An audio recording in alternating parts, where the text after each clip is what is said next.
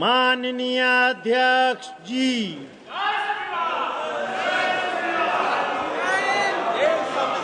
Suit में 12 बजे बाद क्वेश्चन नंबर 41 श्री कीर्ति आजाद। मंत्री जी, प्रश्न संख्या 41। मंत्री जी, माननीय मंत्री जी। Sir, the answer has been placed on the table of the House. ठीक है अध्यक्ष जी, आपके संरक्षण की आवश्यकता।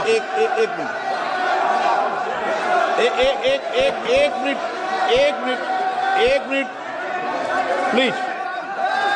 माननीय सदस्यगणों,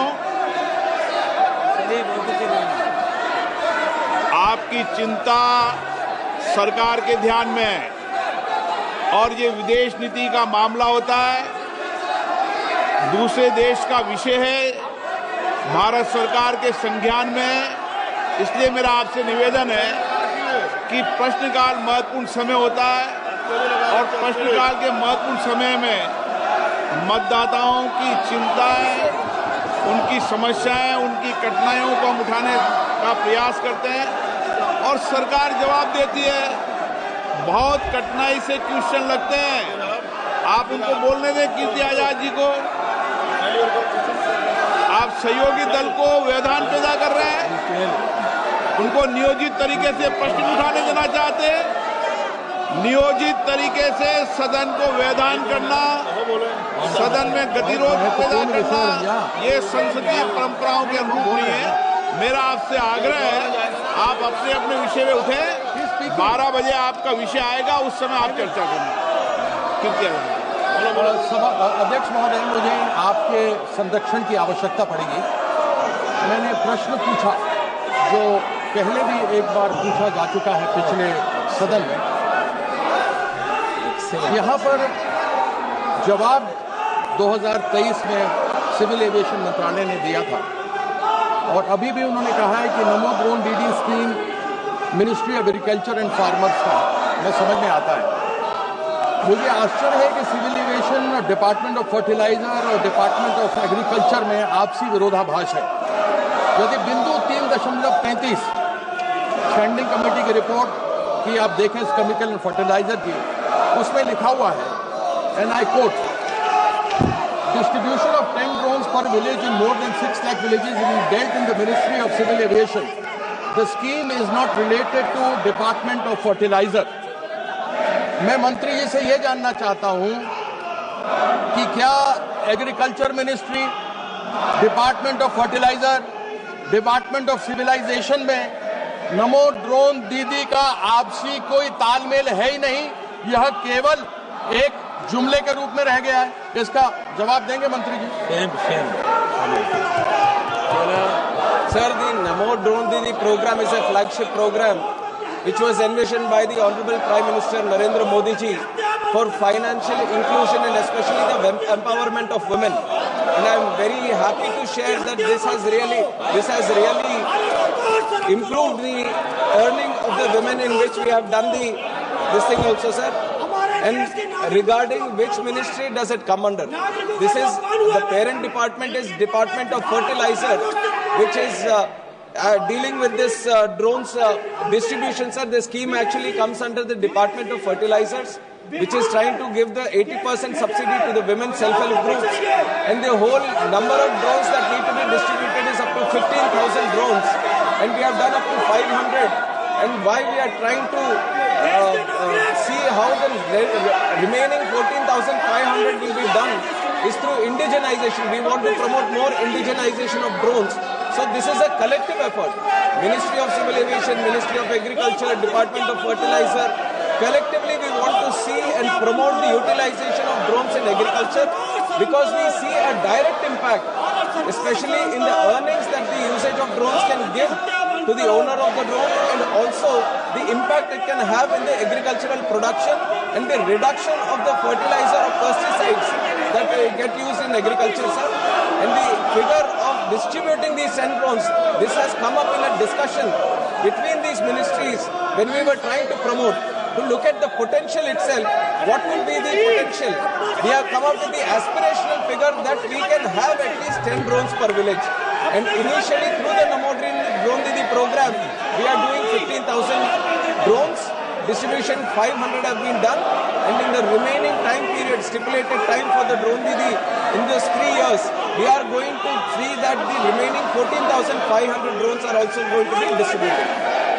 सप्लीमेंट्री सर देखिए, विरोधाभास आ गया। मैंने कहा मुझे आपके संरक्षण की आवश्यकता है। 3.33 स्टैंडिंग कमेटी की जो रिपोर्ट है उसमें लिखा हुआ है, and I quote, distribution of 10 drones per village is more than 6 lakh villages is being dealt in Ministry of Civil Aviation. This scheme is not related to Department of Fertilizer. अभी मंत्री जी ने कहा कि डिपार्टमेंट ऑफ फर्टिलाइजर का है, लेकिन ये standing committee की रिपोर्ट है जो बोलती है कि नहीं है। तो मैं ये जानना चाहता हूं कि ये स्कीम है तो किसका है। लेकिन इस पर आगे बढ़ते हुए मेरा प्रश्न है कि मंत्रालय ने माना है, क्या यह सच नहीं है कि मंत्रालय ने माना है कि 6.6 लाख गांव के अंदर ड्रोन देने हैं, और यदि एक गांव में 10 ट्रैक्टर हैं तो 10 ड्रोन, यानी 6.6 लाख गांव के अंदर 66 लाख ड्रोन की आवश्यकता है जो मंत्री जी ने माना इनको प्रोवाइड करना है।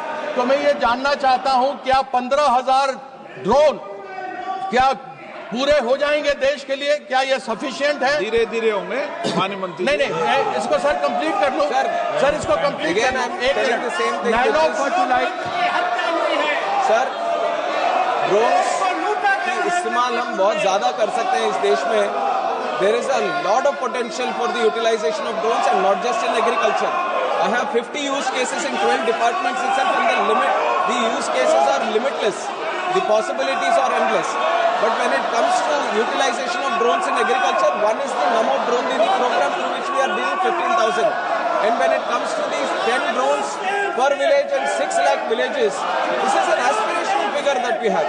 How do we see the future applications? We are ensuring we have something in mind so that we have a direction in which we can move forward, and there is no special scheme for the distribution of drones, but we have a figure in mind of what the potential can be, which we are trying to see that we can encourage the industry to ensure more use cases come under drone applications. Question number 42 Shri Dhairyasheel Sambhajirao Mane. Dhairyasheel Sambhajirao माने। माननीय मंत्री जी। सुधीर गुप्ता। माननीय अध्यक्ष। सुधीर गुप्ता जी। माननीय अध्यक्ष जी, मुझे प्रश्न क्रमांक 42 पर बोलने का अवसर दिया, बहुत बहुत धन्यवाद। मैं आपके माध्यम से माननीय मंत्री जी को धन्यवाद भी दूंगा कि जल गुणवत्ता और निगरानी के लिए और देश में एक मैकेनिज्म विकसित किया है, और इसके लिए जो गाइडलाइन जारी किया उसको संक्षिप्त पुस्तिका के रूप में प्रकाशित भी किया है। साथ ही इस बात के लिए भी धन्यवाद कि जेजेएम के माध्यम से आपने 2% फंड पानी की गुणवत्ता को मेंटेन करने के लिए प्रशिक्षण और प्रयोगशालाओं की स्थापना के लिए भी जारी किया है। मैं जानना चाहता हूं कि क्या ये प्रयोगशालाएं पूरे देश में जिला स्थानों पर या संसदीय माननीय सदस्य, सदन में ये तरीका आपका उचित नहीं है। मैं आपको आग्रह करता हूं, प्रश्नकाल महत्वपूर्ण समय होता है, आपके सारे विषय गंभीर और संज्ञान में सरकार ने लिए हैं, और क्योंकि विदेश नीति का मामला है, दूसरे देश का विषय है, उनकी अपनी पॉलिसी नीतियां होती है, भारत सरकार इस पर गंभीर है। मैं आपसे आग्रह करता हूं कि आप सदन को चलने दें, व्यवधान पैदा नहीं करने दें। हर रोज प्रश्नकाल में गतिरोध उत्पन्न कर आप भारत के मतदाताओं का अपमान कर रहे हैं, ये उचित नहीं है।